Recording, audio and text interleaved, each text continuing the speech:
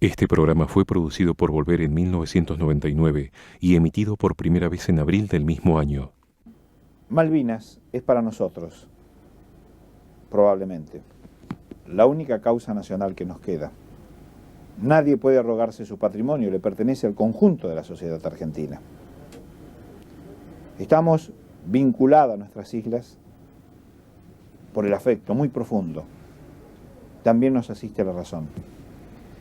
Este documento de Volver tiene como resultado estas dos posibilidades. La del conocimiento de lo que pasó, de lo que se hizo, de lo que se pudo hacer a través de testimonios que tuvieron íntima relación o en el teatro de operaciones, o en su preparación, o en analistas muy lúcidos que nos pueden orientar con precisión. Y por otro lado, reencontrarnos con estos afectos, sin temores por lo que sentimos. La guerra es siempre un horror y significa la máxima expresión del fracaso de los dirigentes. Y aquellos que no creemos en que los conflictos se solucionan por el fuego y por la muerte, tenemos aquí la posibilidad de poder obtener propias conclusiones, una vez de conocidos estos testimonios, de poder recordar estas imágenes. Y es también la oportunidad para rendir homenaje a nuestros hermanos que perdieron su vida, aquellos que regresaron ocultos por el autoritarismo al continente, con heridas psíquicas o físicas, y para sus familias. No fue, es de lo que necesitamos para tener como objetivo irrenunciable la defensa de lo que nos pertenece. Porque fueron, porque son y porque serán nuestras.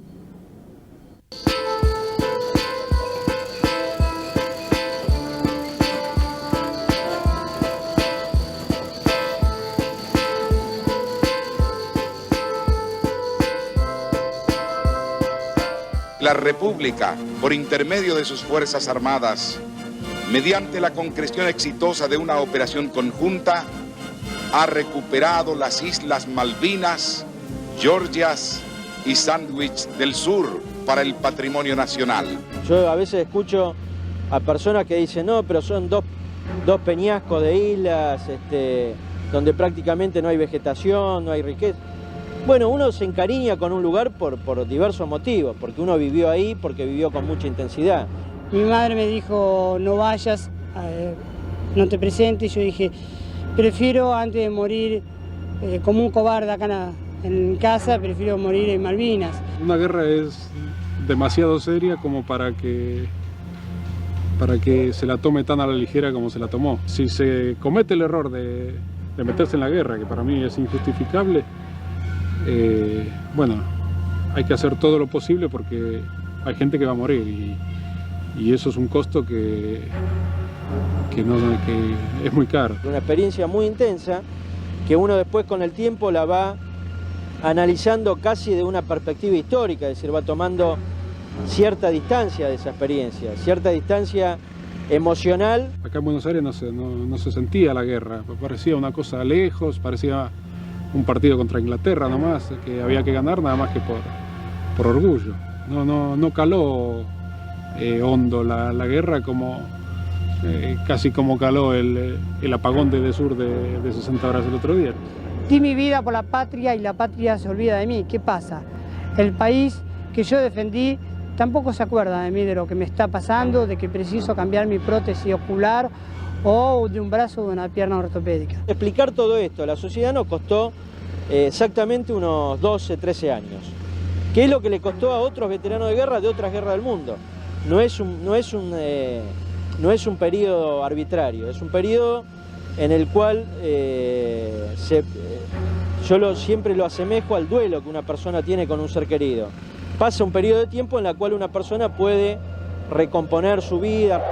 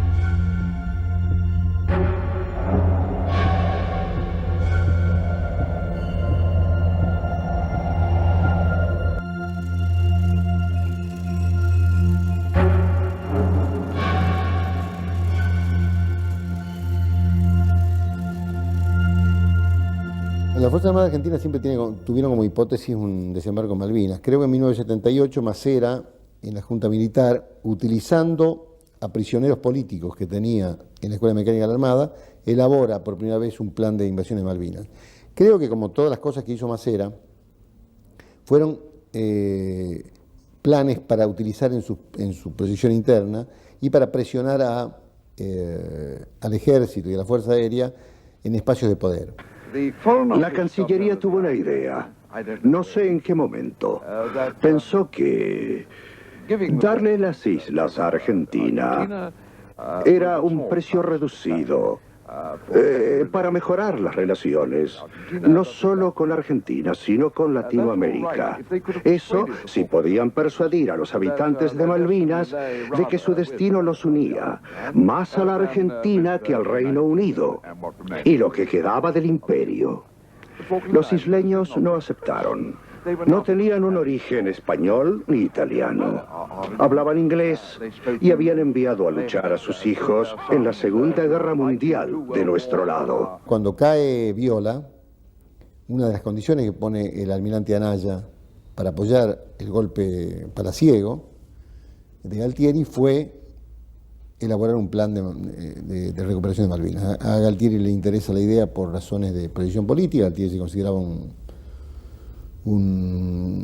tenía un futuro político por delante, según él, y Anaya era un hombre absolutamente inflexible, con una idea fija, obsesiva. Estoy absolutamente convencido. No hubo ningún elemento legítimo de reivindicación de soberanía de las Malvinas. Creo que hubo una jugada de política interna en un momento en que el gobierno militar creo que estaba al borde del naufragio. Yo creo que ahí se conjugaron dos cosas. Primero, creo que hubo por parte de Galtieri una ambición política. Yo creo que Galtieri pensó que con el éxito militar en Malvinas se iba a presentar elecciones en el año 84 y iba a ser electo presidente hasta el año 90 por 6 años. Creo que en términos muy simples esto es lo que estaba en la cabeza de Galtieri. Lógicamente, retrocediendo en Malvinas, su proyecto político fracasaba. Pero, en segundo lugar, cuando uno lee los diarios de aquella época, mira los tapes de televisión de aquella época, y uno me parece que tiene que reconocer que se produjo una gran equivocación colectiva, ¿no es cierto? Hubo entonces también un error en la apreciación de la situación política internacional que no se debe, yo no se lo imputaría a la Cancillería, a los técnicos de la Cancillería, que estaban en claro de cómo estaba alineada inevitablemente Estados Unidos junto a Gran Bretaña, sino a un canciller absolutamente aventurero como Nicanor Costa Méndez. El almirante Lombardo se unió a un grupo secreto constituido por la misma Junta y oficiales de las tres armas. Los planes comenzaron en enero de 1982. Si los ingleses, los británicos se enteraban con tiempo, podían hacer dos cosas que para nosotros iban a ser fundamentalmente difíciles de superar. Una era el refuerzo importante de la guarnición en Malvinas, y otra era la aparición en el Atlántico Sur de una fuerza naval considerable, sobre todo si estaba integrada por submarinos que nosotros no teníamos capacidad de responder. Nunca se pensó que iban a estar abasteciendo 10.000, 11.000 hombres en las islas. Siempre se pensó en un contingente de 1.100, 1.200, a lo sumo 1.500 hombres que se iban a quedar en las islas por un tiempo que además después se iban a replegar. Nunca, en ningún plan de instrucción de las Fuerzas Armadas Argentinas estuvo a enfrentarse con tropas de la NATO.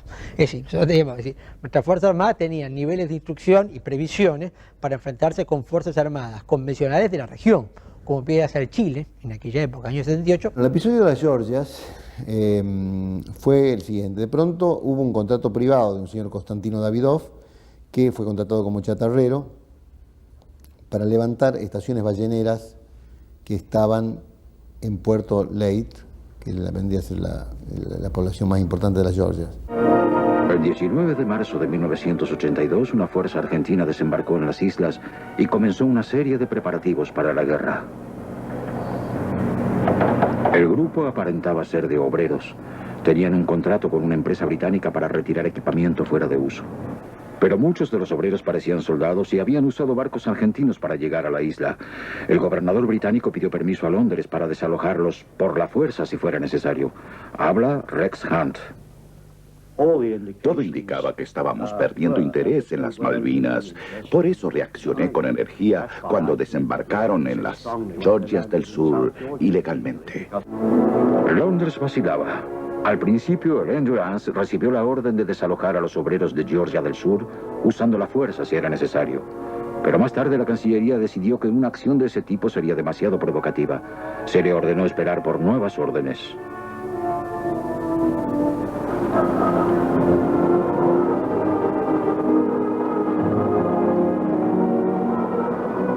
Pero era demasiado tarde. Cuando la Junta de Buenos Aires se enteró de la misión del Endurance, la consideró el primer paso agresivo de un reforzamiento militar de las islas. La reacción del gobierno inglés fue una agresión típicamente colonial.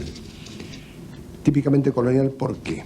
Porque Gran Bretaña dijo, o se van los obreros inmediatamente, adverbio que no es de uso diplomático, pero sí de uso imperial. Si los obreros no se van inmediatamente, un barco de guerra británico irá sin demora y se los retirará. Eso es una agresión. Nosotros siempre separamos la sensación que produce el hecho de haber recuperado la soberanía de cualquier adhesión que se pueda, a cualquier entendimiento de adhesión al gobierno militar. Eso estaba claro. El 21 de marzo a mí se me pregunta, más que se me dice, ¿cuándo podemos estar listos para la operación? Me voy a Portugalano, hablo con mis comandantes subordinados, con el general García, con los brigadieres, etcétera, etcétera, y llegamos a la conclusión de que el 23 decimos que podíamos estar listos para zarpar el día 28. En la fría mañana del 2 de abril de 1982, la Argentina ponía en marcha el operativo Rosario. Su destino, recuperar las Malvinas. Compatriotas, en nombre de la Junta Militar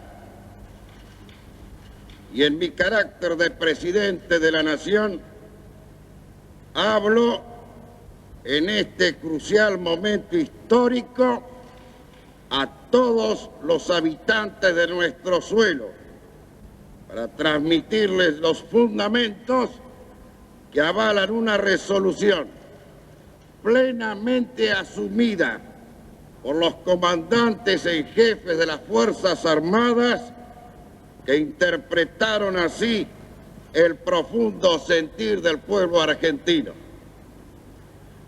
Hemos recuperado, salvaguardando el honor nacional, sin rencores, pero con la firmeza que las circunstancias exigen, las islas australes que integran por legítimo derecho el patrimonio nacional.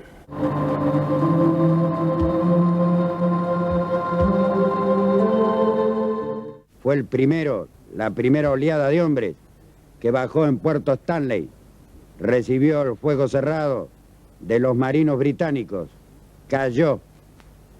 Luego vino la rendición de los ingleses. Pero sepamos todos, no lo olvidemos jamás, que nadie se distraiga. Murió el capitán de corbeta de Infantería de Marina, Pedro Giaquino, por delegación de todos nosotros. En la madrugada del 2 de abril, del 1 al 2 de abril, el presidente Reagan se comunica por teléfono directamente con el entonces presidente Galtieri para señalarle que debía dar la orden de regreso de los buques argentinos que habían partido hacia Malvinas. Ya Estados Unidos o el sistema de defensa norteamericano, a través de los satélites, había detectado que los buques argentinos iban hacia Malvinas, y acá el propio presidente Reagan toma el teléfono, se comunica con Galtieri y le pide que dé la orden, ¿no es cierto?, de que retroceda. Y Galtieri le dice, la orden está dada y no se retrocede.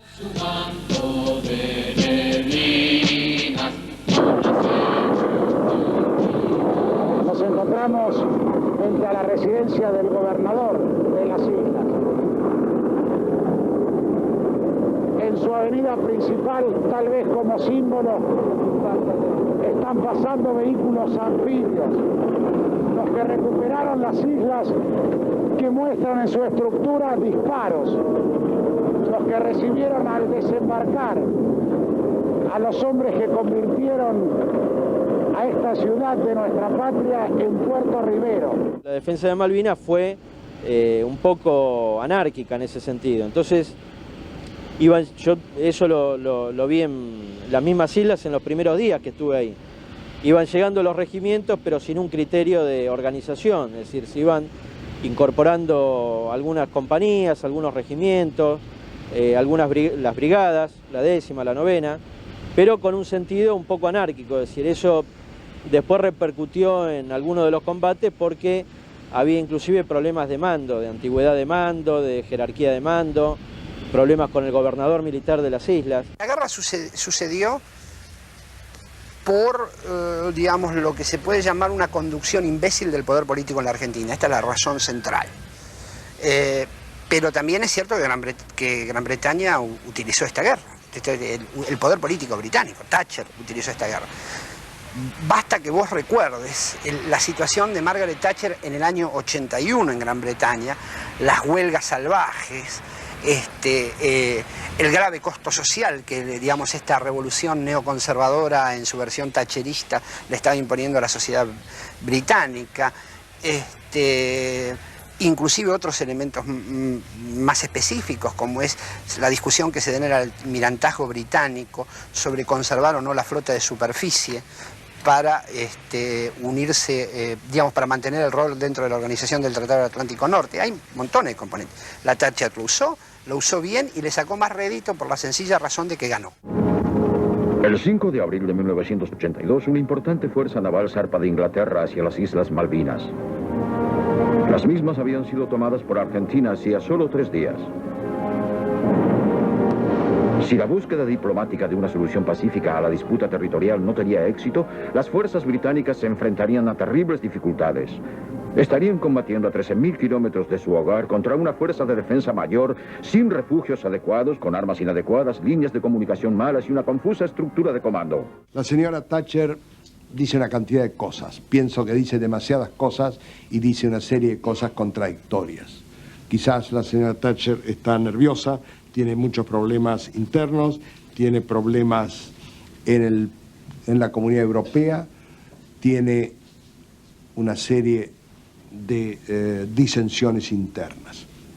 Y la señora Thatcher no encuentra mejor arma que la agresión, que agredir con la palabra y que agredir enviando la flota. Enviando una flota de 40 navíos, ¿para qué? ¿Para restituir una situación colonial en 2 islas que tienen 1.800 habitantes? Era una situación muy difícil para los Estados Unidos porque teníamos relaciones amistosas con los 2 países involucrados en la disputa. Estábamos dispuestos a hacer cualquier cosa para ayudarlos y lo que esperábamos era una solución pacífica al problema, sin actos de violencia ni derramamiento de sangre. Las dificultades del presidente Reagan surgieron debido a la tarea que hacía Argentina como aliado voluntario en la política de los Estados Unidos en América Central. En 1982, Argentina era un medio para la ayuda americana al movimiento de los Contras. En agradecimiento a la amistad norteamericana, la Junta Militar suministraba a los Contras instructores y equipos de combate. Habla Lord Peabody. Existieron muchas discusiones en el gabinete de guerra y consecuentemente en todo el gabinete durante las sucesivas reuniones, debido a los esfuerzos que hacíamos para encontrar una solución diplomática. Los describieron como halcones y palomas, lo que creo es una exageración, porque todos coincidíamos en nuestro objetivo, hacer que los argentinos se retiraran. La señora Thatcher dejó muy en claro lo que pensaba, acorraló a Haig y le dijo que no estaba dispuesta a negociar con Argentina. Esta misión es anacrónica, esta misión es fantasma, esta misión no tiene explicación racional, lógica alguna en el mundo de hoy. Y creo que va a ser derrotada por su propia falsedad, por su propia falta de sustento, por su propia falta de fuerza moral, de fuerza ética. La primera premisa política errónea era que Estados Unidos no iba a apoyar a Gran Bretaña en este conflicto. La segunda premisa política errónea, ya más directamente vinculado a lo militar, era que Gran Bretaña no iba a reaccionar militarmente. Y la tercera premisa errónea era que el despliegue militar británico era una operación de acción psicológica porque los británicos no iban a combatir. Incluso cuando se manda tropas a las islas, ¿no es cierto?, viene otra discusión de por qué se mandan conscriptos con tan poca instrucción, era porque se pensaba que finalmente no se iba a combatir. Con lo cual yo creo que realmente la guerra como tal nunca fue planificada. En consecuencia, lo que hubo fue claramente una improvisación desde el punto de vista militar. Y el pueblo de Gran Bretaña no han escuchado hasta ahora una sola palabra de ataque o una sola palabra ultrajando su honor y su reputación. Hasta ahora. Pero le pido como presidente de la nación al gobierno y al pueblo inglés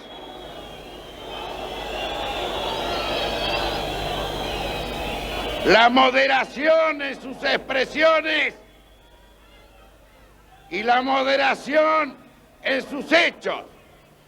El gobierno argentino y el pueblo argentino, este cabildo abierto, puede enardecerse y presentar a las ofensas mayores ofensas.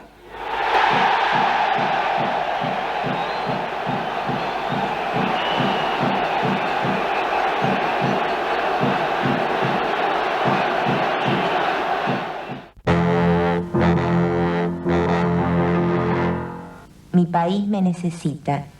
¿Qué puedo hacer por mi país? Enseñar con fe, dar amor, explicar con sencillez y firmeza los fundamentos de lo que hemos emprendido. Hacer que la escuela se viva realmente como el segundo hogar. El país en acción es el motor de la victoria. Cada uno en lo suyo, defendiendo lo nuestro. Argentinos a vencer, argentinos a vencer. El objetivo de la campaña era generar una especie de mística, que era lo que le faltaba a la acción psicológica que hacía el gobierno a través de los medios. Es como una frutillita, la frutillita de la torta, que es lo que por ahí adentro no sabemos muy bien cómo está la torta, pero está bien hechita, estéticamente linda y con una frutillita arriba. Bueno, creo que la publicidad lo que buscaba en ese sentido es ser la frutillita dentro de lo que era la acción psicológica. Y la mística es muy importante. Y argentinos a vencer, y el mundial por delante, y siempre fuimos campeones morales los argentinos. O sea que había un espíritu de ser campeones morales en muchas cosas, y también en lo deportivo. Y bueno, se venía el mundial, había un escenario, es difícil por ahí medir la cosa tantos años después, pero si pensamos y tratamos de ir para atrás y recordamos, asociamos mucho el mundial con la guerra, y así no fue, en el mundial y en la guerra. Con el Mundial 82 queremos hacer una fiesta que quedará grabada en la retina de todos los que la oigan.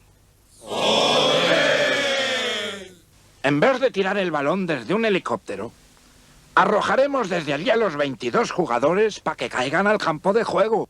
38 millones de gallegos jugaremos el mundial. Que sepa el mundo, América, que un pueblo con voluntad decidida como el pueblo argentino, si quieren venir, que vengan, les presentaremos batalla.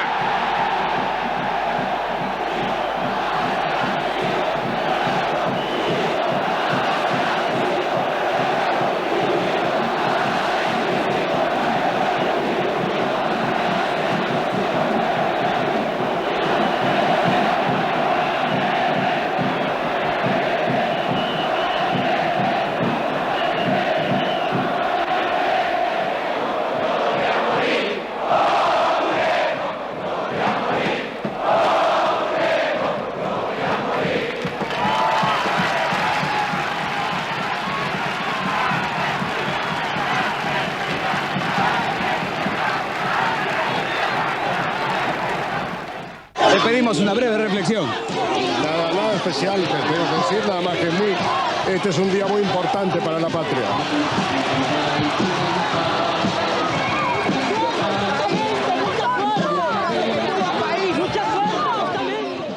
La guerra fue la causa nacional, diría, más popular, la causa nacional que se casi transmitida por herencia.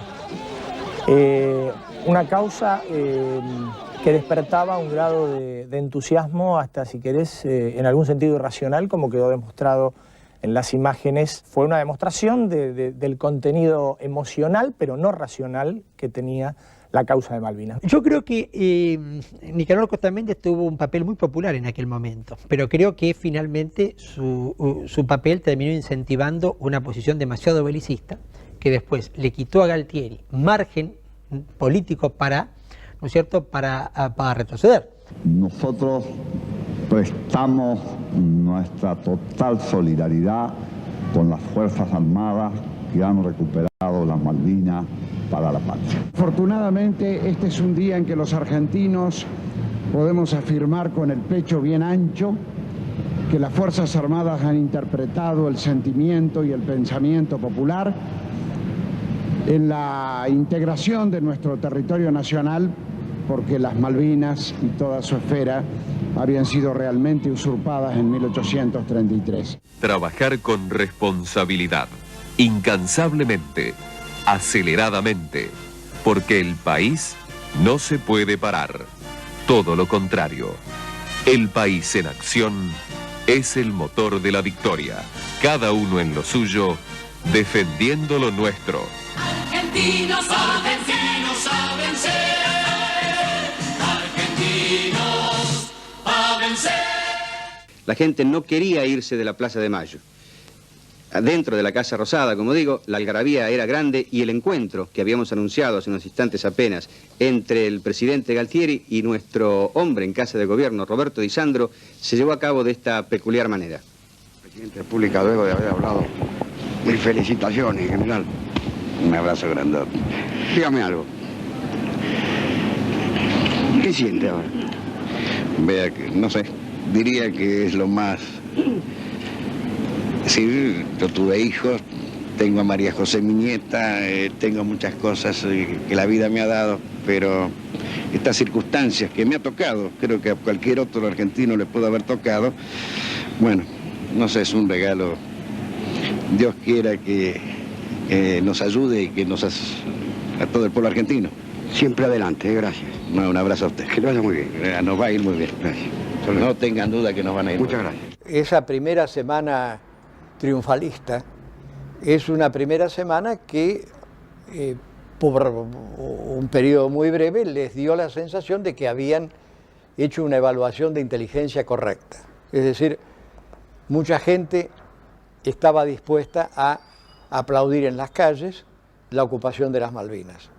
De manera que no era un cálculo equivocado. Vamos, argentinos, vamos a vencer.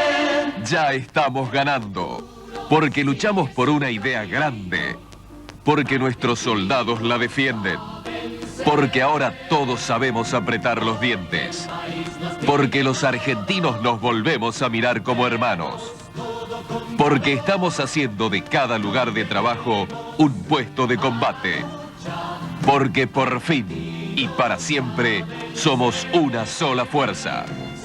Argentinos, a vencer. Cada uno en lo suyo, defendiendo lo nuestro. En ese momento no existía la CNN. Digo, fue una guerra en la cual la Argentina solo tenía imágenes de un canal estatal, ATC. No había canales de cable en esa época, no teníamos acceso tan fácilmente como ahora a las televisiones extranjeras. Y solo teníamos alguna imagen, toda la televisión era estatal en ese momento, solo teníamos alguna imagen cuando nuestros enviados en Estados Unidos, por ejemplo en Europa, nos contaban lo que ellos veían, que era material que los británicos liberaban. Es, en efecto, un momento histórico y ya no cabe ninguna duda. La unidad nacional está largamente demostrada y la unidad americana, específicamente la latinoamericana, ha asomado a la luz sin retaseos, irrumpió en la vida nuestra de cada día, sin dudas, esta madrugada. Mientras tanto, la unidad británica se está resquebrajando minuto a minuto. El opositor Partido Laborista Británico exigió hoy al gobierno de Margaret Thatcher que llevara el asunto del conflicto anglo-argentino ante las Naciones Unidas para solucionarlo allí sin más pérdidas de vida ni de elementos de ningún tipo. Es decir, la unidad, como digo, británica se resquebraja minuto a minuto y la dama de hierro evidentemente se está oxidando. Pero eso será cosa para que la juzgue seguramente la historia. Las cadenas americanas, a mí me consta porque yo los he visto trabajar acá, la guerra que libraron los periodistas fue en el Sheraton, donde estaban concentrados toda la televisión, todos los enviados, y era una guerra psicológica en base a los partes y en base a las escasas fuentes que hablaban, pero no había forma de acceder a las islas. Una anécdota que la viví con Cardoso, él estaba en Naciones Unidas, yo estaba en la redacción de Clarín, el día en que un trascendido, porque no fue comunicado oficial, nunca lo fue, habló del hundimiento del Conqueror. En el mismo momento que yo le comentaba parte a Cardoso por teléfono, Cardoso me decía desde Washington, yo lo estoy viendo por televisión, porque hay una transmisión en directo desde el Teatro de Operaciones y el Conqueror está ahí navegando delante mío. Bueno, ese fue un ejemplo de cómo se manejaban las cosas. Buenas noches, señores. Así responde la ciudad de Buenos Aires. Esto es todo el país a la agresión británica. Esto es la Plaza de Mayo hoy y ahora. Es decir, que nos agredan. Estaremos más unidos que nunca. Así está viviendo Buenos Aires ahora. Este nuevo episodio que vivimos con serenidad y hasta con alegría, señores. La flota británica se aproximaba hacia el archipiélago malvinense, distribuida en 3 grupos. Los 2 primeros con 8 buques cada uno y el último con el resto de la flota. La fracción más importante de la flota inglesa se dirigió hacia las Malvinas y una parte fue enviada hacia las Georgias del Sur. Astiz, luego de un breve enfrentamiento, se rinde, pero empieza una gran operación psicológica de la Marina Argentina y de la Fuerza Armada Argentina diciendo que se resistía en Georgia. No había forma de comprobarlo.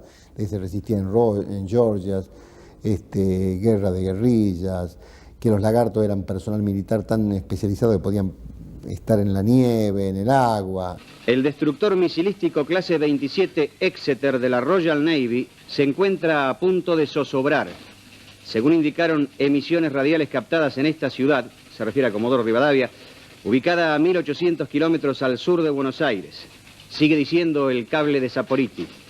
La nave incursora británica fue alcanzada de lleno por un certero impacto misilístico de los Lagartos, el grupo especialmente entrenado de las fuerzas argentinas que resiste a la invasión británica en las islas Georgias. Guiado por una mira telescópica e infrarroja, el proyectil hizo impacto en la línea de flotación del navío y los marinos británicos están abandonando la nave antes de que se hunda en las aguas antárticas. Astiz era un tipo conocido en los defensores de derechos humanos, pero no era un tipo conocido públicamente. Lo que pasa es que al potenciarse tremendamente lo de Georgia y la rendición, lo puso en primer plano. Los ingleses utilizaron la denuncia de los suecos sobre la muerte de Dagmar Hagelin y fue preso a Londres, con lo cual los ingleses colaboraron en poner un altavoz sobre la situación, ¿no? Cuando el peligro acecha, hay que esperar pacientemente el momento de actuar, para no errar el disparo. Saber esperar es saber luchar. Argentinos, a vencer. Cada uno en lo suyo, defendiendo lo nuestro. El futuro sigue su camino. Argentinos a vencer. Argentinos a vencer. Nosotros tuvimos armamento no servía. Nosotros éramos clase 62, las armas que llevábamos para Malvinas era de la clase 58, o sea que fueron 4 años usadas esas armas, eran armas viejas. Los fusiles no andaban todos, había uno que le faltaba la aguja percutora y no lo sabíamos. Teníamos metralladoras PAM que eran usados por la Segunda Guerra Mundial, que los que conocen un poco de armas, esas metralladoras se traban, y teníamos un cañón 105 puesto allá en la posición nuestra, que para hacerlo funcionar había que pegarle con un martillo atrás en el percutor para que funcione. De la ametralladora MAC que teníamos, una funcionaba tiro a tiro, había que tirar de la corredera hacia atrás. Y de los cañones de 90, que son como los bazooka conocidos, funcionaban de 4, hicimos un cañón para poder tirar, porque lo demás no funcionaba. Señor brigadier, ¿qué podemos saber de esta visita que ha realizado usted a las diversas bases del sur argentino?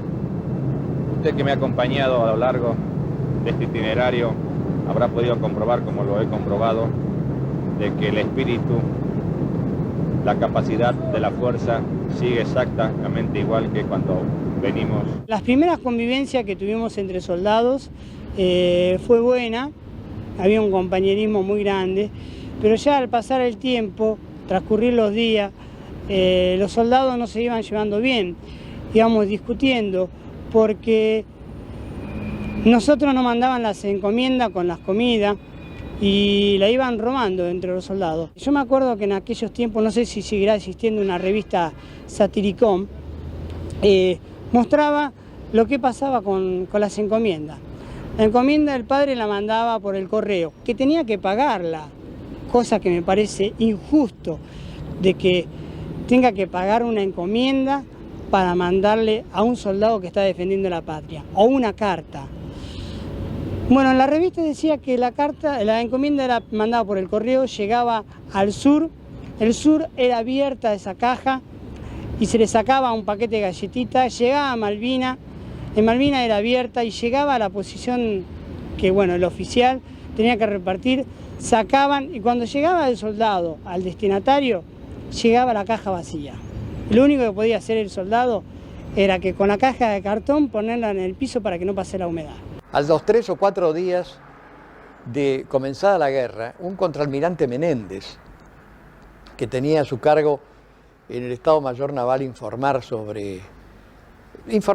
y más que informar, relacionarse con los medios, convocó a las 7 de la mañana a los directores de los diarios de Buenos Aires para darles una instrucción muy precisa y confidencial. A partir de ese momento quedaba prohibido publicar el parte meteorológico que publicaban los diarios, porque se suponía que era una manera de informar a la flota británica sobre las condiciones donde se iba a librar el combate. Me parece espectacular, porque realmente que en ese momento se supusiera que los británicos esperaban que saliera la razón a la tarde para saber qué temperatura hacía en el Atlántico Sur, es una cosa extraordinaria.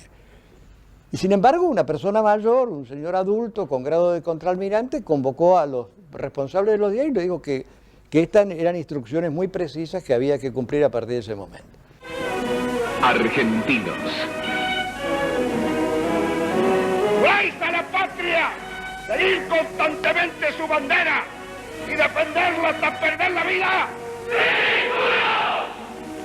¡Ninguno! ¡Ninguno! ¡Ninguno! ¡Ninguno! Argentinos. A vencer. La televisión estaba controlada por el Estado, de manera que ahí se creó. Yo creo que la imagen triunfalista fue producto en un 80% de la televisión. Los diarios tenían alguna, digamos así, una cierta comunicación permanente con las agencias noticiosas, con los corresponsales extranjeros. Llegó un punto de que la zona nuestra era batida por fuego de artillería inglesa y fuego de artillería argentina, habiendo soldados argentinos. y soldados ingleses. Así que moríamos y no sabemos por qué bombas, si era bomba argentina o bombas inglesas. El Estado Mayor comunica que las Fuerzas Armadas Argentinas derribaron 9 aviones Sea Harrier. Gran Bretaña hasta el momento solo reconoció oficialmente la pérdida de 1. La información que se obtenía localmente era un modelo de fabricación informativa producida por los servicios de inteligencia militar y por la contrainteligencia militar. De manera que no servía para nada. Confirmado. A raíz de las averías sufridas por el portaaviones británico Hermes, este se encuentra inoperable. Fuentes de la aviación confirmaron el hecho. Ahora la flota invasora cuenta con un solo portaaviones. Yo no me preocupo demasiado por las novedades del teatro de operaciones porque espero que las dé el Estado Mayor conjunto. Es un orgullo para los argentinos la forma en que las noticias se dan, porque se dan con absoluta seriedad, con absoluta sobriedad, hasta a veces hasta con laconismo, pero jamás hemos faltado a la verdad. Y nosotros informando la verdad como los hemos hecho hasta ahora, no adelantando y no creando expectativas inconvenientes, sabemos que la gente lo agradece porque hasta la propia Inglaterra periódicamente tiene que reconocer y a veces anticipa nuestros éxitos en algunos casos, porque nosotros los damos con mucha seriedad. Una de las imprevistas consecuencias de la Guerra de Malvinas fue la eliminación de canciones cantadas en inglés por las radios. Por eso, el rock nacional salió del pequeño reducto de programas aislados y ganó una difusión jamás soñada. Eso yo sabía que iba a ser una payasada de acá, como ocurren estas cosas de prohibiciones en nuestro país. De pronto, en 2 días, todas las radios y los canales de televisión empezaban a buscar discos en castellano. Es un disparate, no tenían discos en castellano, tenían discos en otro idioma. Te pedían discos, lo que vos tuvieras, tenías un disco rayado, viejo, era un lío. Y al mes empezaron a pasar de nuevo la música de la madre patria, es decir, la música de Estados Unidos, ¿no? Desde el 80, que se había cortado un poco la presión de los milicos contra el rock, hubo una apertura que duró bastante poco, te diría yo. Solo le pido a Dios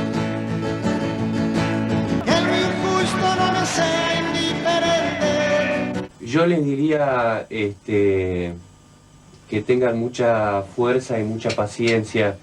Yo sé que este es un momento muy difícil para todos nosotros, pero sería muy lindo.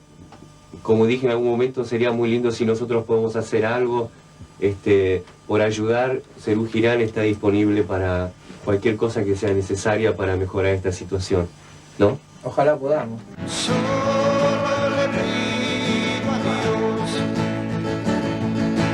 que la guerra no me sea indiferente. Es un monstruo grande y pisa fuerte toda la pobre inocencia de la gente.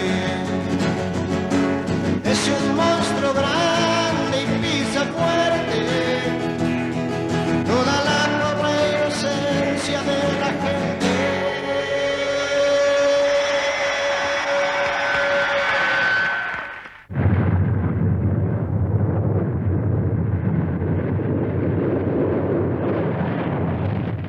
Sobre el sargento de primera artillería cae una bomba que él estaba aproximadamente a 2,5 metros, 3 metros donde estaba yo. A él lo desintegró, a mí me afectó la cabeza porque tenía afuera de la posición tirando con el fusil y a otro soldado lo hirió en las piernas. Cuando me agarra la cabeza caigo por la onda expansiva y la bomba, gracias al casco me salvé. Caigo, me levanto nuevamente y me agarro la cabeza con las 2 manos y caigo. Y vienen mis compañeros y me dicen: Altieri, quédate quieto, no te muevas, que te llevamos para abajo. Me suben al camión, me llevan hasta el hospital de campaña que teníamos en Puerto Argentino. Y ahí agarra y me empiezan a hacer las curaciones primeras, porque no podían operarme, tenía esquirla dentro de la cabeza.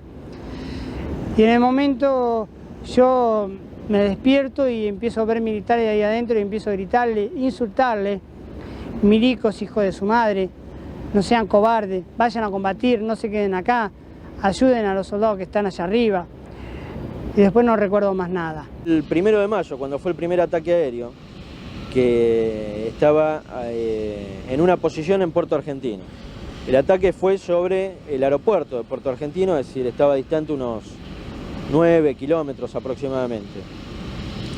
Y recuerdo que me ganó un miedo atroz, es decir, no me podía mover, estaba prácticamente inmovilizado. 8:23 de la mañana se repite el ataque contra Puerto Argentino. Han bombardeado toda la zona del aeropuerto, sobre todo la zona que da a la plataforma. ¿Hay heridos? Sí, hay heridos. ¿Muertos? No sabemos por el momento. Aparentemente hay muertos. ¿Los heridos y los muertos serían de las unidades antiaéreas o de otras secciones? No, eso era toda la gente que estaba trabajando acá en el aeropuerto.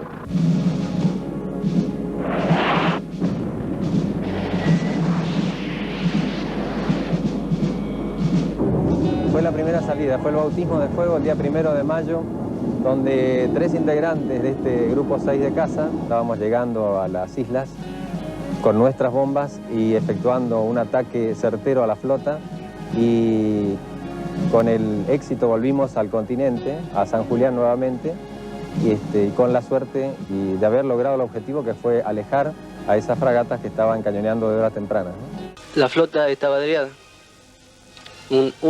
La fragata, la cual tenía un radar grande. Esta averiada se estaba hundiendo, inclinándose. ¿Y ustedes iban informando de lo que veían? Sí, íbamos informando hacia la base. Lo que pasa es que escuchamos, yo estaba ahí en la base, escuchamos una conversación donde decía que una fragata se va. Entonces el jefe preguntó, ¿pero dónde se va? ¿Hacia el norte o hacia el sur? Y vos que le contestaste, no, se va a pique, ¿no fue así? El 2 de mayo de 1982, el submarino nuclear Conqueror recibió órdenes de hundir al crucero argentino General Belgrano. Habla el capitán Brown. Envié el barco a las estaciones de acción y nos preparamos para el ataque. Cerramos las compuertas. Eventualmente me puse en posición de fuego a unas 4 yardas de su proa y di la orden de disparar 3 torpedos marca 8. Escuchamos su recorrido claramente a través del casco y también desde nuestros puestos de ultrasonido.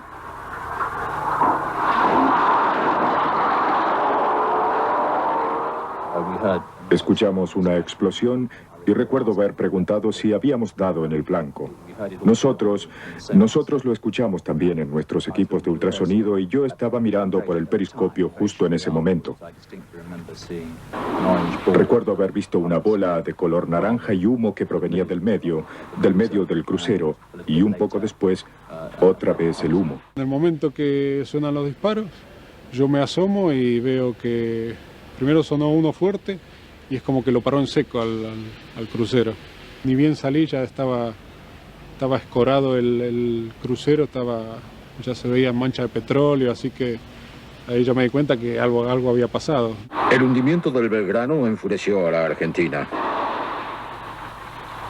El crucero se estaba alejando de las fuerzas de tarea y se encontraba fuera de la zona de exclusión total. En el momento del naufragio, la Junta Militar Argentina se había reunido para discutir los últimos movimientos diplomáticos. Antes de empezar la primera sesión, alguien llamó y le dio al almirante Anaya un papel. Lo leyó, se puso blanco y dijo: estas son muy malas noticias. El Belgrano ha sido hundido. Entonces, la Junta Militar, principalmente Galtieri y Anaya, dijeron: no podemos seguir discutiendo bajo estas condiciones. Obviamente, fue una decisión tomada por la señora Thatcher para abortar las negociaciones.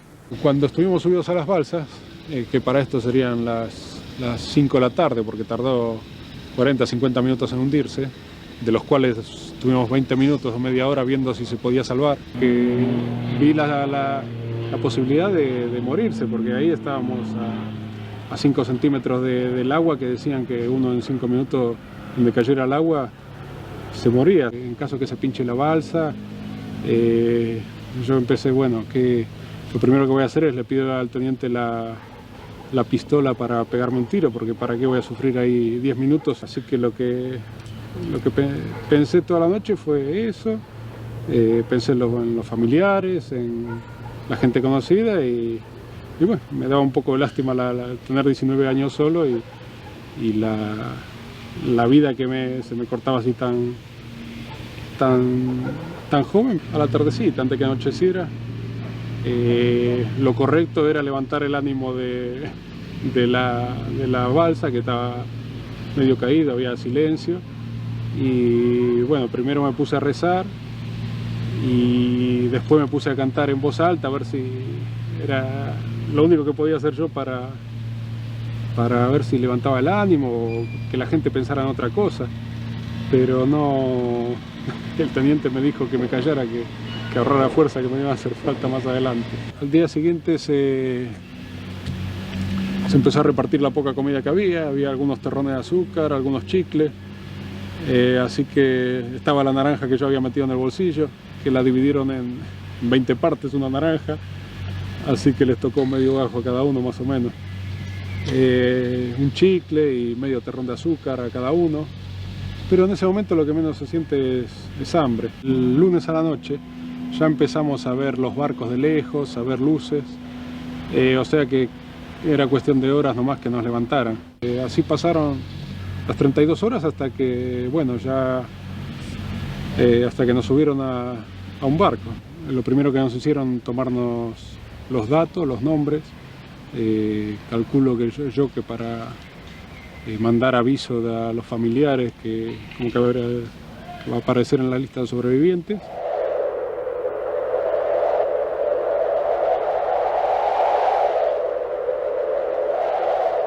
La guerra moviliza, la guerra cohesiona. Yo noto en toda la gente un fervor, me traen propuestas, ideas, están al servicio, están a disposición de. Y esto que no es malo, a mí me asusta a veces, porque pienso, siempre estoy de cara a lo que va a venir. Y en la paz, porque la paz no incendia, la paz no moviliza, la paz achancha, achata, tritura. La gente puede volver después a los brazos cruzados, a la indiferencia, a decir, no, yo de política no entiendo, tampoco entendía de guerra y no la hace tan mal. Yo creo que puede haber una gran fuerza moral de saber que uno estuvo bien en la guerra, ¿no? Es decir, a veces pienso pueblos como Japón o Alemania que saben que estuvieron bien.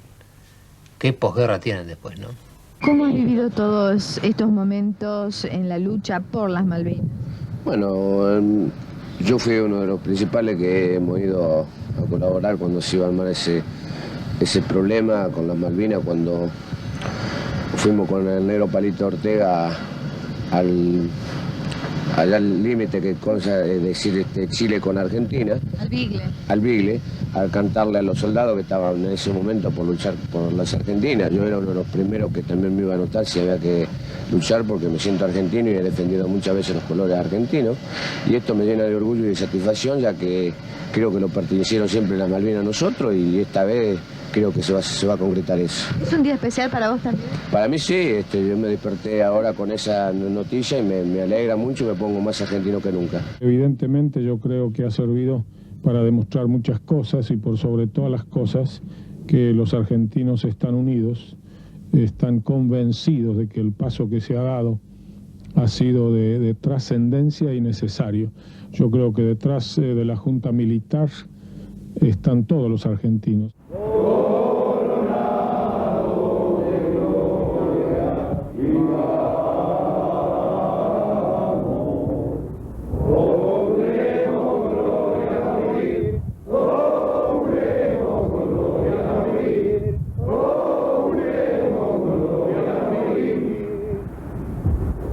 Hoy aquí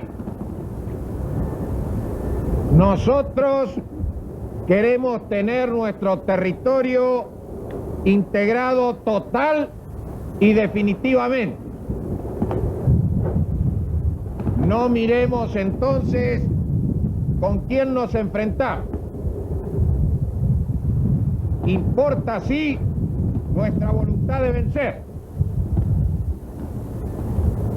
La voluntad que han demostrado hasta ahora todos los que han tenido que luchar en esta guerra que Argentina no buscó.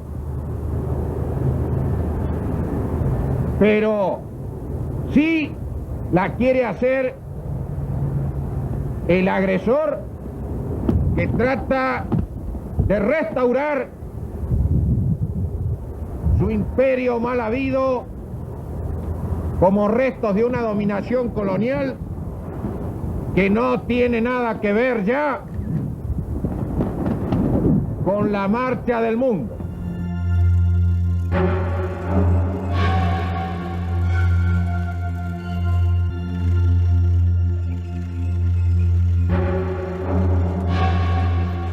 La comprensión del rol que cumplieron los jefes en Malvinas, fundamentalmente el comandante político-militar, que era el gobernador de las islas, que era Menéndez, uno la entiende después, cuando puede analizar el conflicto y se da cuenta de que sus palabras, su discurso no guardaban relación con la realidad. Él tuvo una actitud, él siempre dice que con la terminación del conflicto, con la rendición, salvó muchas vidas. Uno siempre le queda las dudas si en realidad salvó muchas vidas o si se perdieron muchas vidas con un resultado frustrante. Hay una nación entera que nos mira, que confía en nosotros. Y hay un mundo que también mira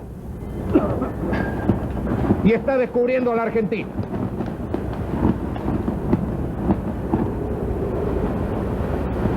Terminemos entonces con esa fórmula que sintetiza todo.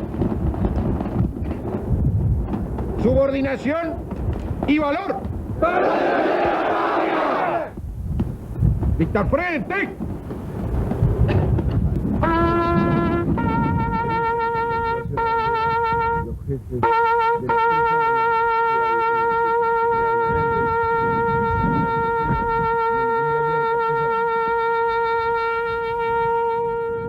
Un apellido más con prosapia militar y guerrera, ¿no? Benjamín Menéndez, Mario.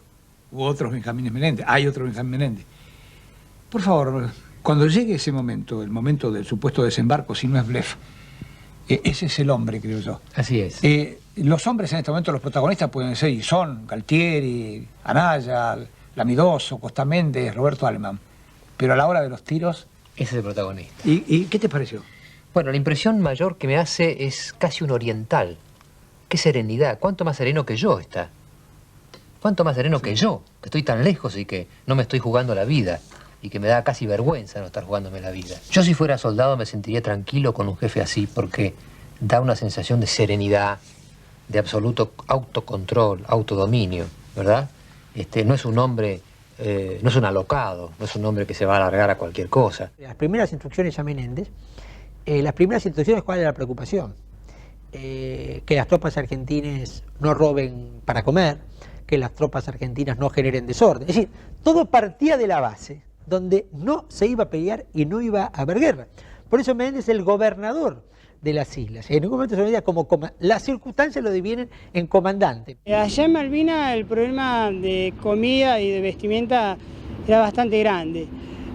Nosotros estábamos mal abastecidos de comida. Teníamos una comida a las 4 de la tarde y una jarra de mate cocido con leche en polvo a la mañana. Nada más.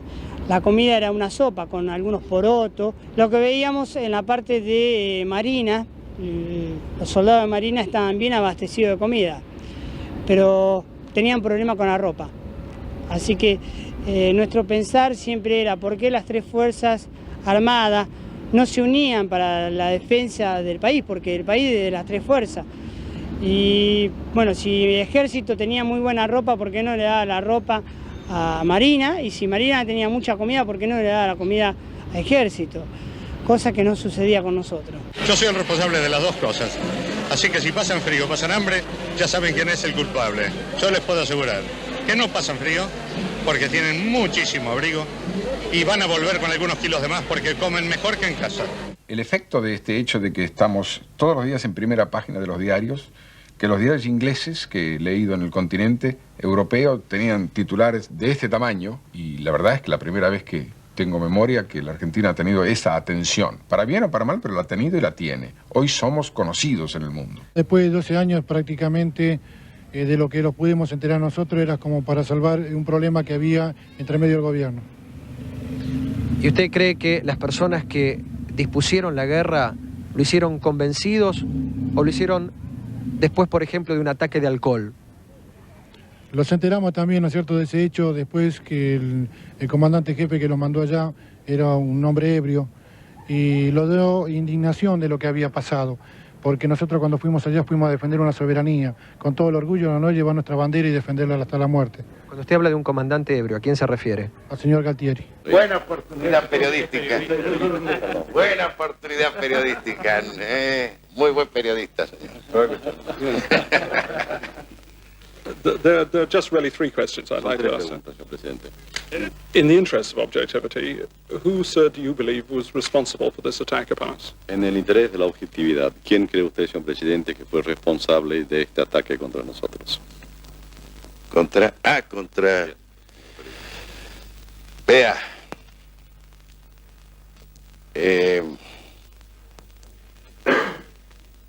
Creo que debe ser un grupo muy reducido. El Sheffield, uno de los destructores más modernos de la flota británica, fue alcanzado por un preciso impacto de un misil Exocet, lanzado desde más de 30 kilómetros de distancia por un avión Super Étendard de la aviación naval de nuestro país. El Exocet es de fabricación francesa y está diseñado para volar a varios cientos de kilómetros por hora, casi rozando las olas para evitar ser detectados por el radar.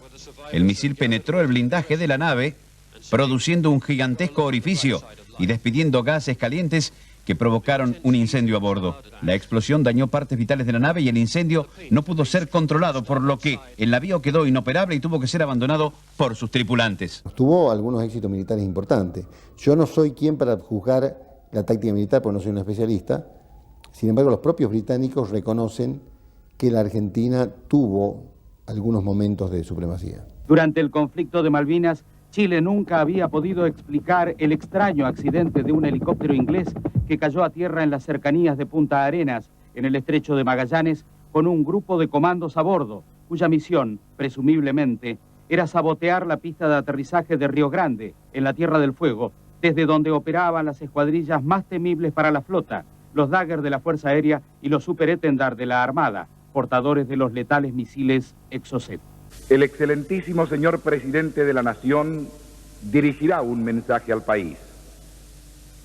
Pueblo de la Nación, desde el Salón Blanco de Casa de Gobierno, habla el Teniente General don Leopoldo Fortunato Galtieri. Compatriotas, las armas de la nación han contestado hoy un nuevo acto de guerra de Gran Bretaña en el Atlántico Sur. Han usado y siguen usando en estos momentos el fuego contra nosotros. Y le hemos respondido y responderemos con el fuego, y esa será siempre nuestra respuesta si el enemigo intenta convertir nuevamente en colonia la tierra argentina. Pensó, al planificar este operativo, que el pueblo argentino iba a responder de la manera que ha respondido, que les ha respondido a ustedes fundamentalmente. Tuve la menor duda. Si usted me dirá que soy un optimista, nunca tuve la menor duda acerca de cuál habría de ser la reacción del pueblo argentino. Le puedo decir una cosa como despedida. Dios lo bendiga. Muchas gracias.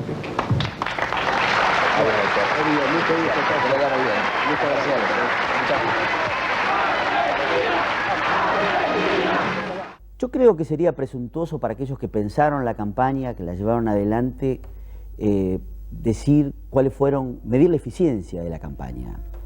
¿Por qué? Porque si pensamos en un producto, la publicidad informa, comunica valores de una marca, de un producto. Y está en la pantalla o en los diarios o en los medios en un tiempo concreto, ¿no? En una tanda, en una página, en un programa de radio. En este caso, lo que se estaba comunicando también en la campaña estaba permanentemente en los medios. Flashes noticiosos los diarios. Estábamos viviendo de alguna manera y desde Buenos Aires una guerra. Y estamos permanentemente informados.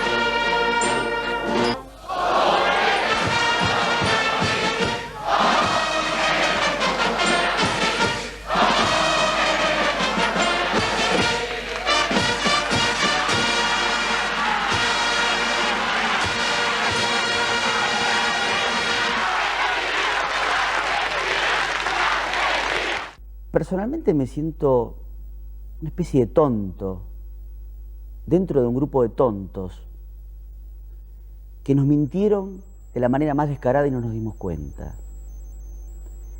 Y creo que es peligroso de distintos lados. Si no nos dimos cuenta porque no nos quisimos dar cuenta, es muy grave. Y si creímos en la manera que creímos y nos mintieron como nos mintieron, también es grave. Porque, ¿cómo te pueden tirar tanta carne podrida? Y nosotros, así, creer de manera tan ingenua, tan infantil. Es cierto que la Argentina fue absolutamente improvisada, mandó tropas sin entrenamiento, mandó tropas mal equipadas, mandó personal que no sabía cómo, digamos, con una estrategia militar más propia de la Primera Guerra Mundial que de fines de siglo. La guerra no estuvo planificada. Lo que se planificó fue exclusivamente el desembarco y la toma de las islas. La guerra no estuvo planificada y cuando uno analiza el desarrollo de las operaciones militares, está muy claro que no estuvo planificada. Una pregunta técnica. ¿Esto no va a replantear en el ejército un nuevo ejército? Es decir, ellos están peleando con profesionales que tienen 3 años de entrenamiento y armas muy sofisticadas. Quizá menos gente, más paga como profesionales y con armas muy sofisticadas. Nosotros tenemos un ejército de conscriptos, más gente con armas menos sofisticadas. ¿Tendremos que cambiar? Seguramente todas estas experiencias sirven para mejorar.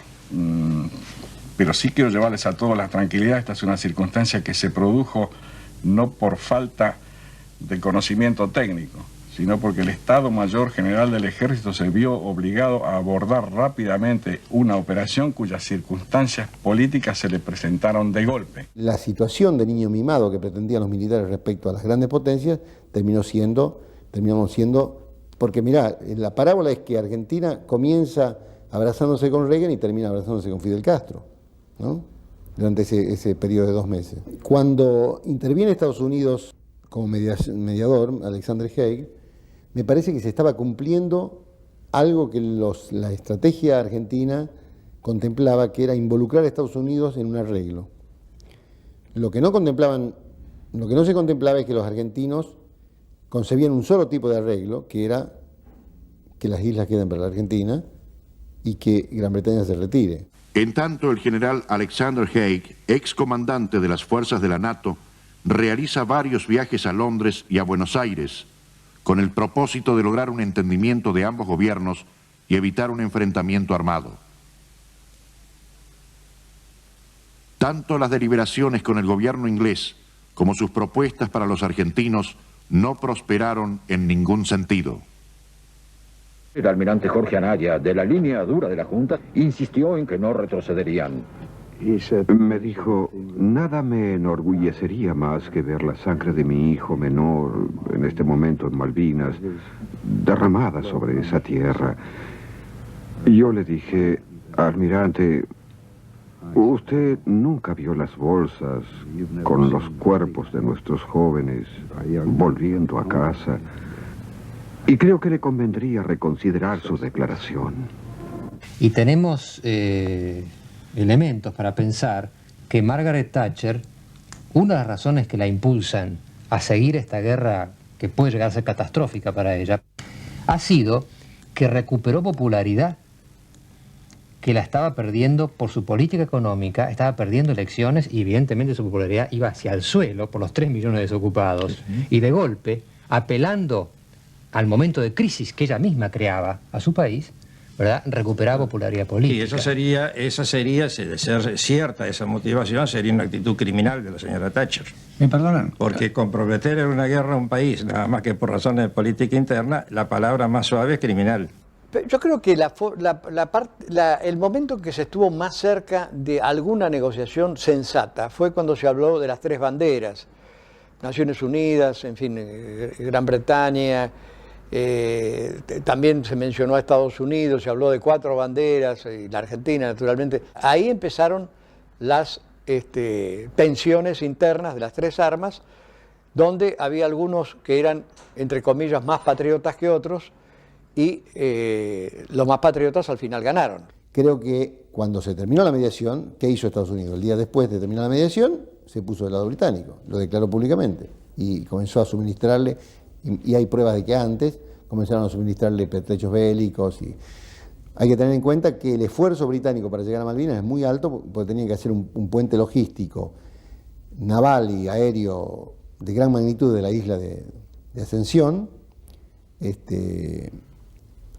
porque los países latinoamericanos hicieron causa común con Argentina y, por lo menos públicamente, no podían, los británicos no podían usar los países latinoamericanos o vecinos como base para aprovisionamiento de las tropas, con lo cual y Estados Unidos apoyó mucho ese esfuerzo. ¿Cómo analiza usted la posición norteamericana? El análisis es muy sencillo. Estados Unidos es aliada de Gran Bretaña. Ha ido a 2 guerras mundiales por Gran Bretaña.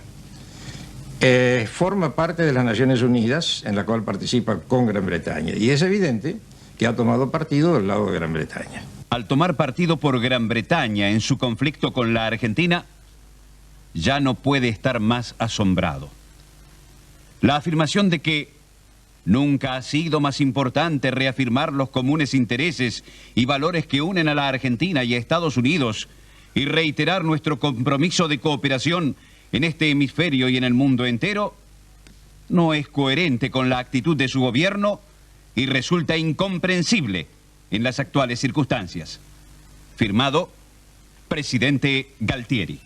Y señores, esta carta legítimamente la firma el presidente Galtieri, pero en verdad la pensamos 28 millones de argentinos con el presidente Galtieri.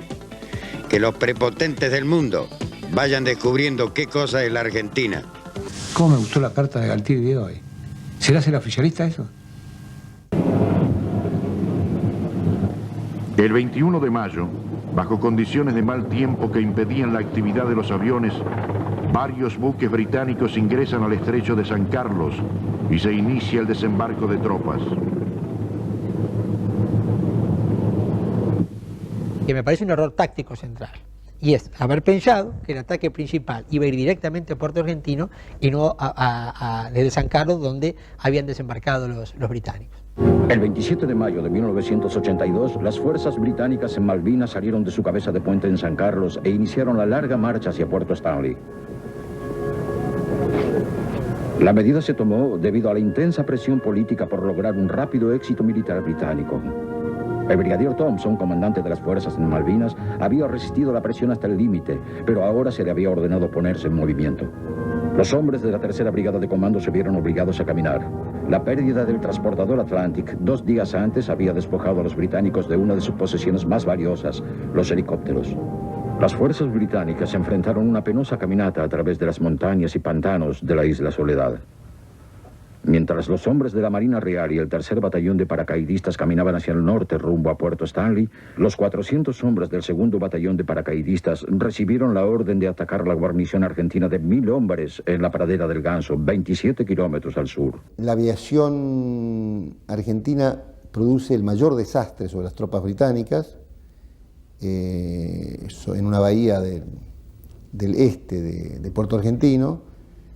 Hay un barco que se llamaba Sir Galahad y otro de transporte de tropas que iban entrando para desembarcar tropas.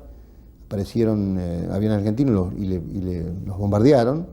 Fue un desastre, perdieron muchos hombres, y eso provocó, dentro de las malas noticias que llevan al continente, provocó en la Junta Militar un cierto optimismo, porque parecía que ese bombardeo iba a detener la ofensiva final sobre Puerto Argentino y iba a darle más tiempo. Muy por encima del campamento de Fitzroy, un puesto de observación argentino en Monte Harriet rastreaba la llegada de los barcos. El mayor Carlos Arroyo.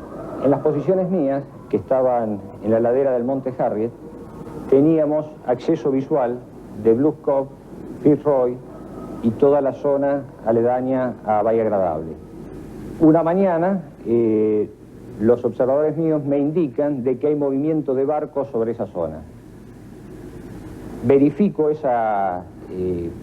lo que me dicen los observadores y doy la novedad al comando superior.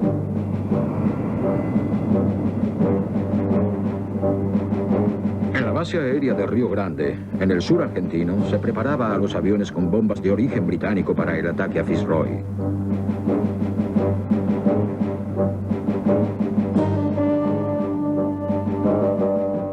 Vimos a los aviones pasar zumbando, probablemente a la altura del mástil o algo así. Ocurrió en un segundo. Miramos inmediatamente. Yo miré y el color no era claro. Y entonces, casi simultáneamente gritaron 3 o 4 hombres. Dieron en cubierta. Yo también gritaba, dieron en cubierta. Fue un gran golpe. Todo el infierno se nos vino encima. El miedo que tuvimos todo el tiempo. Pudimos sentir el espanto verdaderamente materializado.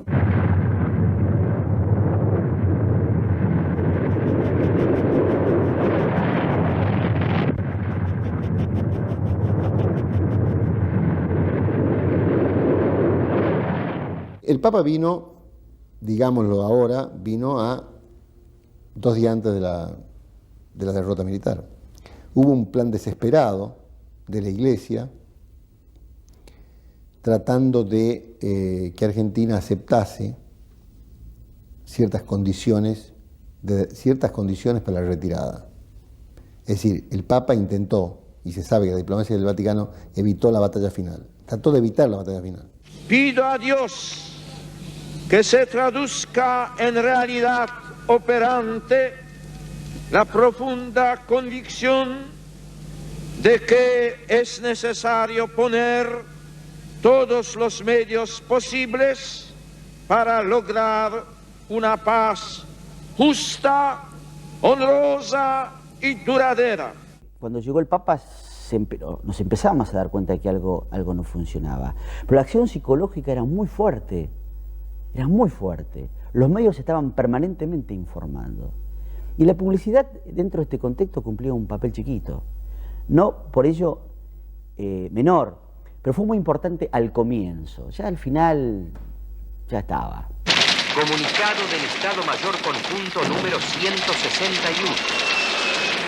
El Estado Mayor Conjunto comunica que las tropas inglesas han continuado su avance pese a la enconada y heroica resistencia de las fuerzas argentinas, librándose actualmente violentos combates en las proximidades de Puerto Argentino. También recuerdo los últimos días del conflicto, es decir, del 12, el 13, el 14 de junio, el día final, donde ya los combates habían ganado la cercanía de Puerto Argentino. Nos pasaban las municiones por encima de la cabeza y no hacíamos nada ni por agacharnos, ni por ponernos a cubierta. Es decir, cumplíamos la misión con una temeridad total, con una extrema claridad de lo que significaba comprender el combate. He visto situaciones que uno podía considerar de arrojo, pero en realidad era que estaban conmocionados y choqueados por la experiencia de tener una gran despreocupación por lo que sucediera por la vida de uno.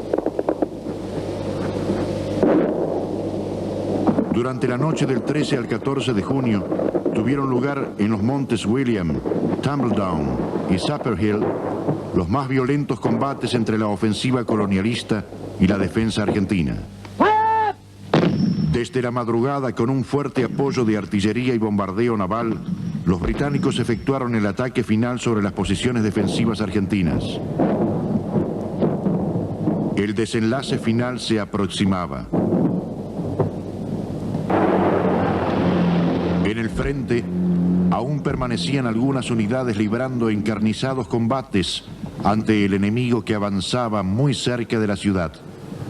Los ingleses nos habían dicho que ofrecían el cese del fuego porque consideraban que ya los argentinos habían demostrado su valentía, su bravura en el combate, y que todo lo que viniera después eran muertes inútiles, cosa que yo compartía, porque por lo que me había contestado el general Galtieri no había ninguna otra posibilidad ya. Incluso yo le pregunté si yo podía esperar algún refuerzo o algo, y me dijo que no me podía prometer nada. A las 10 de la mañana se había ordenado el repliegue total de las tropas. Y a las 13 horas, el general Mario Benjamín Menéndez firmaba la rendición ante el general Moore. Yo vivía la situación en el terreno, sabía que nos quedaban pocas horas de resistencia y quería evitar la derrota y quería evitar más muertes. Y entonces lo propuse. Me dijeron que no, entonces acepté las responsabilidades que derivaban de parar la cosa. ¿La tomó usted? La tomé yo. ¿No Galtieri? No. Después se me autorizó, una vez que acepté la tregua, a conversar con los ingleses siempre que no aceptara ningún compromiso político. Entonces lo único que podía negociar era una rendición honrosa de mis tropas, como lo hice. Esa es la gran carga histórica que tiene el general Menéndez.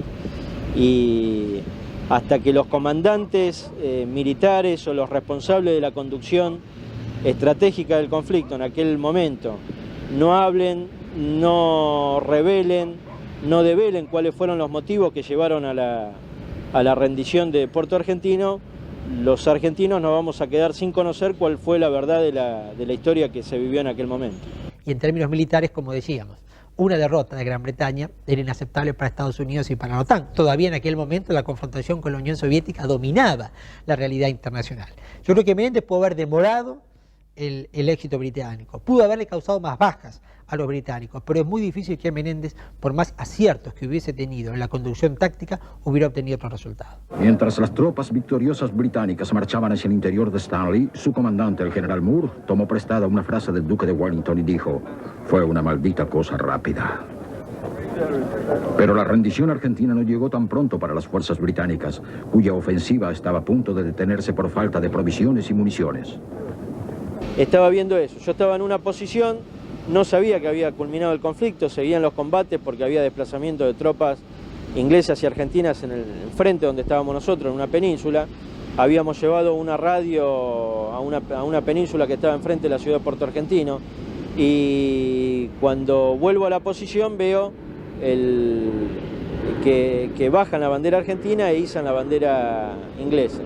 En ese momento se me vino el mundo abajo, era lo peor que me podía haber sucedido, porque eso sintetiza toda la impotencia que uno siente ante una situación como esa. La celeste y blanca de las Islas Malvinas no va a ser arriada por ningún argentino. Si es arriada es porque evidentemente no queda ningún argentino con vida en las islas. Los mismos Marines que se habían rendido ante la invasión de las fuerzas argentinas hacía 2 meses, ahora izaban la bandera de la Unión una vez más en la Casa de Gobierno.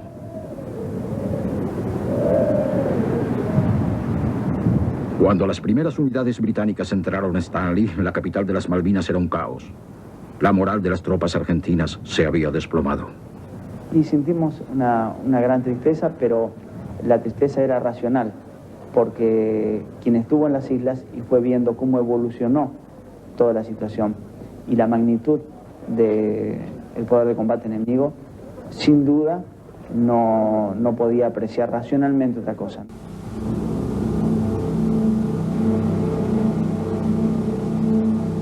El combate de Puerto Argentino ha finalizado. En Buenos Aires, el presidente Galtieri aceptó la derrota y pidió calma a la nación. Lucharon con esfuerzo supremo por la dignidad de la nación. Los que cayeron están vivos para siempre. Pero de la misma manera que ese gran fervor, esa gran esperanza, ese gran entusiasmo, el día que se comunicó que habían cesado las operaciones y que Argentina se había rendido, que fue una cosa para la gente no informada, fue una cosa absolutamente brusca, tremenda, fue un golpe tremendo.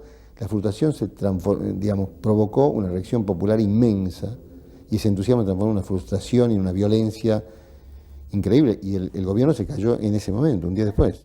Hubo una manifestación donde algunas semanas antes miles de personas habían ido a celebrar la recuperación de las Malvinas.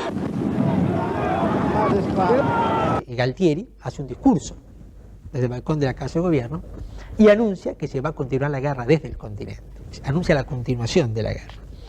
Y esa misma noche los generales se reúnen y lo deponen a Galtieri. Lo que yo creo es que la derrota militar en Puerto Argentino generó dentro de las Fuerzas Armadas el consenso de que no había ningún margen para continuar la guerra del continente, y ahí fue depuesto Galtieri. Yo he requerido de los mandos del ejército el respaldo a mi gestión como comandante jefe del ejército y en mi función de presidente de la Nación, debido a la situación delicada que vive el país. Muy bien, los mandos del ejército han considerado que ya no es conveniente que yo continúe en el cargo y por lo tanto he aceptado lo que los señores generales han expresado, requiriendo mi renuncia al cargo. Señor presidente, a esta generación de hoy, ¿qué les dice el hombre? Ninguna duda que esta generación de hoy, que lo diga cada uno de los argentinos, si no se ha ganado un puesto en la historia argentina. No yo, Cada argentino un puesto en la historia argentina. El hijo es la cosa que más queremos en el mundo, más que cualquier cosa, más que nuestra madre y que nuestro padre y que nuestro esposo quizás, porque el hijo es nuestro. El informe de Rattenbach fue muy condenatorio, pero de todos modos la condena de la sociedad fue superior que cualquier informe militar técnico. De todos modos, ahí se puso de manifiesto esta incompetencia de la conducción militar, incompetencia que no necesariamente era la consecuencia de la derrota. Hay ejércitos muy competentes que pierden guerras. La victoria no siempre marca la competencia de un ejército. Acá lo que pasa es que se perdió la guerra y quedó de manifiesto que técnicamente quienes la condujeron y quienes la prepararon eran absolutamente incompetentes. Los condenados pedían la absolución y fueron condenados a 12 años de prisión. Así que el objetivo central nuestro, que era confirmar la sentencia del Consejo Supremo, está logrado. Declarando que la pena privativa de libertad impuesta al almirante Jorge Isaac Anaya quedará agotada el día 21 de febrero de 1996 a las 24 horas. Me duele porque nosotros éramos una familia muy humilde y me costó mucho para criar. Y como si fuera un viento que vino, le llevó y le llevó del todo. Abrazando estos principios, regados con nuestra sangre, nos ponemos de pie, proclamamos nuestra verdad y marchamos a la victoria, para que nuestros hijos vivan, porque vivir sin Dios, sin honor y sin gloria es morir sin patria. Cada día te quiero más. ¡Eso! Un sentimiento. Creo que han sido no solamente perjudicados como el resto, sino los más perjudicados, porque tampoco hubo después de la guerra ninguna política de ninguno de los gobiernos en función de atender realmente la necesidad de la gente que había participado directamente en el conflicto. Yo creo que las Malvinas, que creo que es un caso de territorio perdido, se ha vuelto, con toda razón, una idea fuerza, una idea simbólica, extraordinariamente importante. Yo nunca he sido malo en esta vida, pero sí esta vez sí. Llegó a sentir odio, bronca, sí, dolor. Y principalmente por ese Galtieri. Porque ese era el papá de nuestra vida, él viene a ser un papá de una casa porque él era el que gobernaba el país. A ese yo le siento odio. Acá siguen hablando de los chicos. Por favor, no seamos mentirosos. Casi el 100% de los conscriptos no tenía 18 años, tenía 20. Creo que efectivamente la guerra terminó con el gobierno de Galtieri y terminó con el proceso militar. Yo quiero ser clarito acá y no quiero ser polémico. La guerra de Malvinas terminó con el proceso militar. No lo terminaron los partidos, ni los políticos, ni las luchas populares. Lo terminó la guerra de Malvinas. Ahí terminó el proceso militar. Luego, los políticos le dieron al proceso militar un año más de gracia para poder organizarse, porque los partidos estaban hibernando en ese momento. Con lo cual, se llegó así a octubre del 83 con la elección cuando se elige a Alfonsín. La señora Thatcher en algunos aspectos se fue de lengua. Lo dice que parte del mérito de que Argentina haya retornado a la democracia es producto de ella. Me parece absurdo, hasta una actitud agresiva. Pero derrotamos una junta militar y como resultado regresó la democracia a Argentina. Y esto es muy positivo. Además de recuperar las Islas Falkland por voluntad de sus habitantes. El ex dictador chileno y la ex dama de hierro tomaron el té juntos en Londres, pero el encuentro no fue confidencial. La entrevista televisada fue vista en directo por 50 millones de personas. I know how much we owe to you for your help during the Falklands campaign, for the information you gave us, the communications, and also the refuge you gave to any of our armed forces who were able, if they were shipwrecked, to make their way to Chile.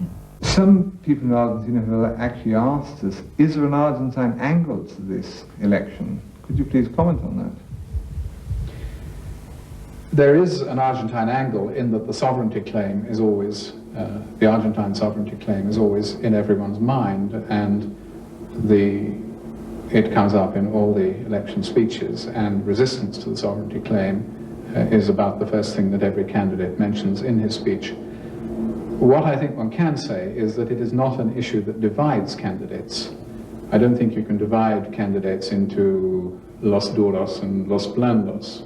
They're all really taking the same point of view, which is that the Argentine sovereignty claim must be resisted. El gobierno británico anunció que extendería la zona de exclusión en torno a las Islas Malvinas, como represalia a la inclusión en el texto constitucional de una cláusula que reivindica la soberanía argentina sobre esos territorios.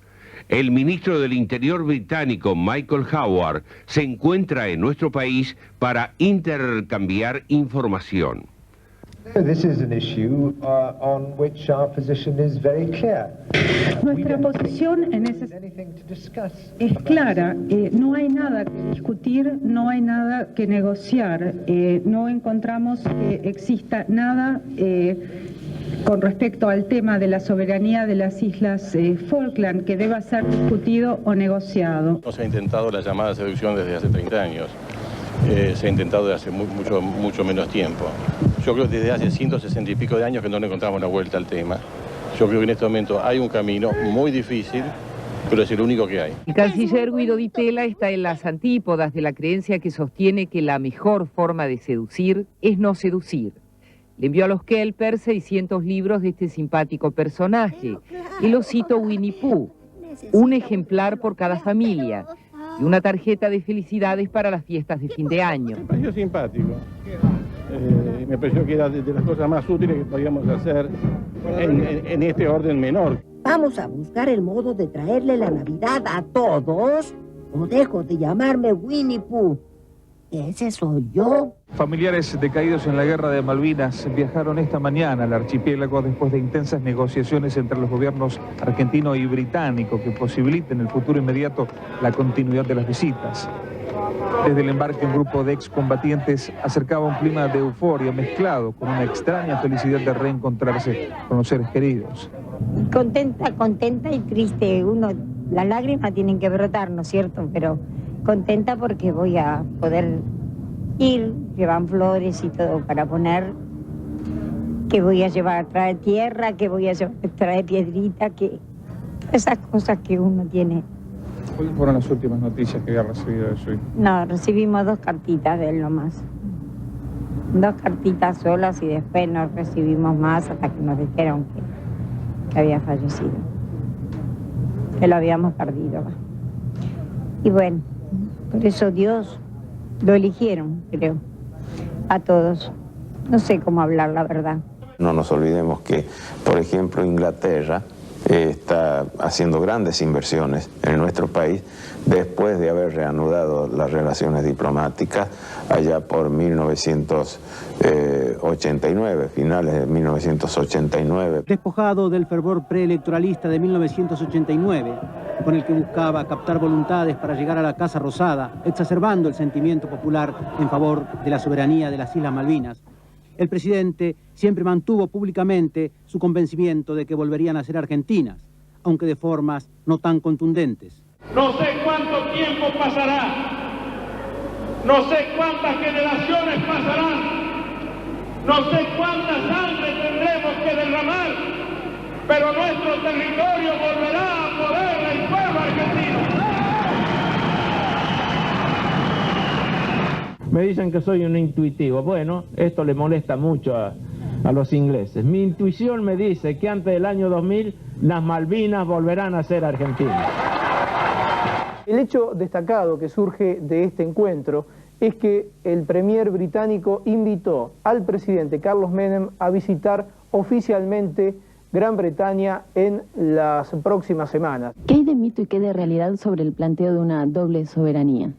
No, aquí nosotros lo único que vamos a solicitar por ahora es el cumplimiento de las resoluciones que ha venido dictando.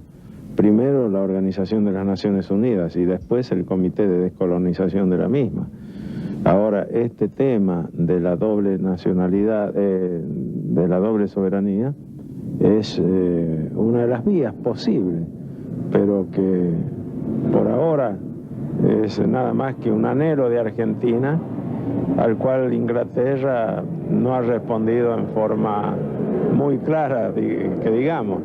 Simplemente sostiene lo que viene sosteniendo desde hace mucho tiempo, no hablar sobre el tema de la soberanía sobre las Malvinas, y nosotros sostenemos lo contrario. Durante una reunión de 2 horas calificada como exitosa, Blair invitó a la Argentina a sumarse junto con Gran Bretaña a la discusión de los grandes temas geopolíticos mundiales, lo que fue aceptado de inmediato por nuestro jefe de Estado. Entre los acuerdos figuraron perfeccionar las relaciones entre ambas cancillerías, trabajar juntos en misiones de paz, luchar contra el tráfico de drogas, el terrorismo y el crimen internacional, proteger el medio ambiente y usar pacíficamente la energía nuclear. La política de reclamar la mediación del presidente Clinton para los conflictos que tiene la Argentina en el exterior carece de sentido. Es decir, forma parte de esta especie de ficción, pero es una ficción inofensiva, ¿no? Digo, comparada con la de la guerra que destruyó algo de la poca confianza que quedaba en el país en general sobre el país, sobre su destino, fue destruido por esta guerra insensata. Creo que el desembarco argentino en Malvinas empeoró la situación que tenía nuestro país respecto a las islas. La empeoró por una razón muy simple. Creó una situación de tensión militar, provocó una guerra, creó una base militar en la zona que no existía y condujo esta situación a la cual estamos ahora, en el cual los habitantes de Malvinas están más cerca de la autodeterminación que de pertenecer a la Argentina, a la jurisdicción argentina. Los isleños jóvenes tenían una actitud de mucha hostilidad hacia las tropas argentinas y otra era la actitud de los isleños más ancianos, los que habían dependido más de la asistencia argentina y habían gozado de los beneficios del acuerdo de 1971, fundamentalmente en los traslados sanitarios, el traslado de materiales a las islas y la tarea que desarrollaban algunas empresas nacionales que estaban instaladas en las islas, el caso de YPF, del Correo Argentino, del ADE, que les brindaban, digamos, un suministro de beneficios que los ingleses en ese momento no se lo daban porque los isleños eran considerados una población colonial. El estatus jurídico de ciudadanía que tenían eran de habitantes de segunda categoría, es una categoría de colonia. Hoy son ciudadanos ingleses con plenitud de derechos y obligaciones, pero en ese momento eran personas que estaban aisladas del mundo jurídica y físicamente. Buenas noches.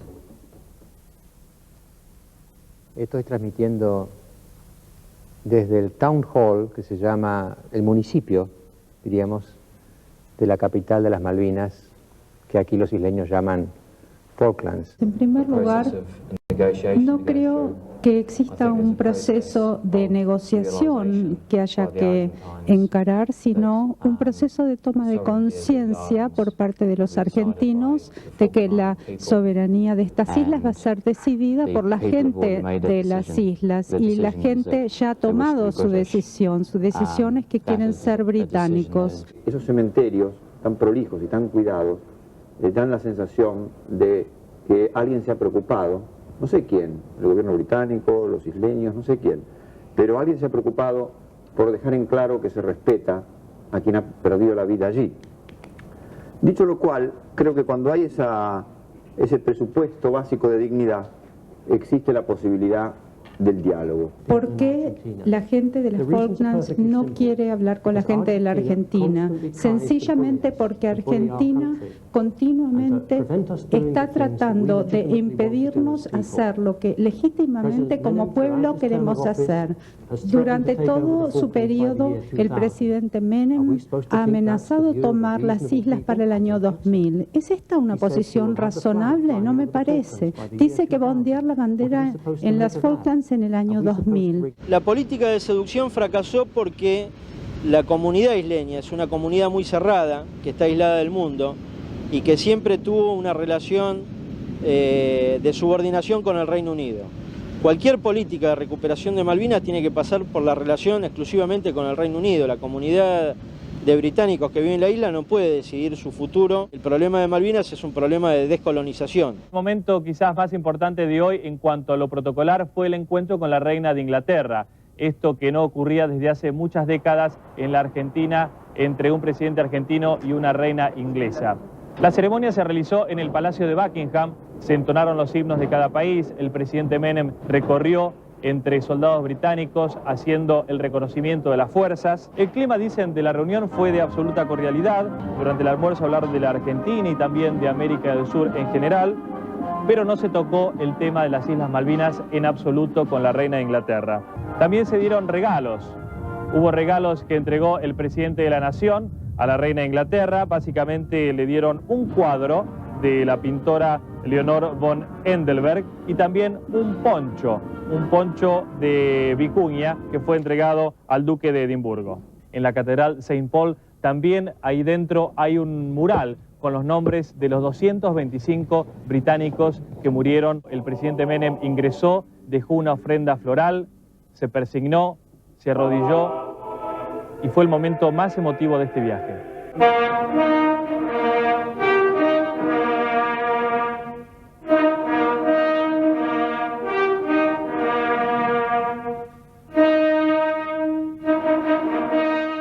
La estadía del príncipe Carlos en la Argentina era previsible y estrictamente protocolar hasta la cena de honor que el presidente Menem le ofreció al heredero de la corona británica.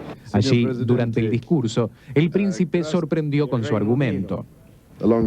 Mi anhelo es que el pueblo de la moderna y democrática Argentina, con su apasionado ahínco por preservar sus tradiciones nacionales, pueda en el futuro vivir en la amistad con otro pueblo de otra democracia moderna, aunque más pequeña, ubicada a unos cientos de millas de su costa. Mira, yo lo que siento acá por el epitafio que tenemos, el monumento de los caídos en Malvinas, es algo que me enorgullece mucho porque lo tenemos justo enfrente de la Torre de los Ingleses.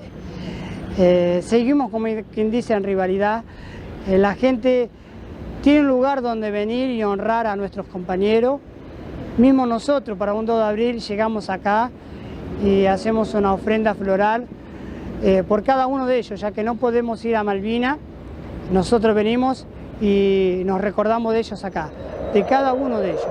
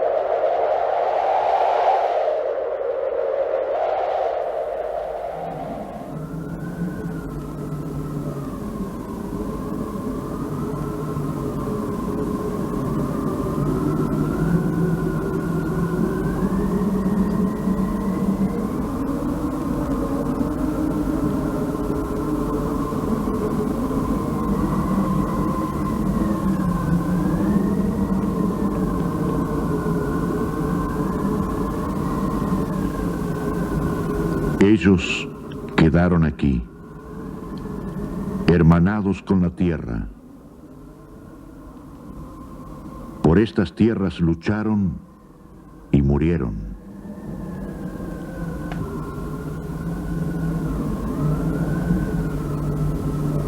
Son argentinos como estas islas.